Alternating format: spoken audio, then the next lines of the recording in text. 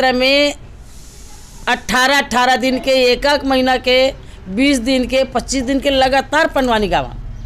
4 बजे चालू करते ना, 8 बजे रात के बंद करते, खा पी सो। अब पैसा थोड़ा कोई गिनती नहीं रहा है। जी। इतना रुचि ले होती मुंगेली क्षेत्र का आदमी मना, ऐसे ऐसे वो दिन चलिस। ओकर बाद में अब धीरे धीरे अब शासन प्रशासन में आए छत्तीसगढ़ में, यहू मन जानिस। जिस समय हम भजन गात रहे ते समय अते कहाँ कोई कलाकार रहिस। ओकर बाद में धीरे धीरे सब कलामन जब वही बीच में हमार दीदी तीजन बाई भी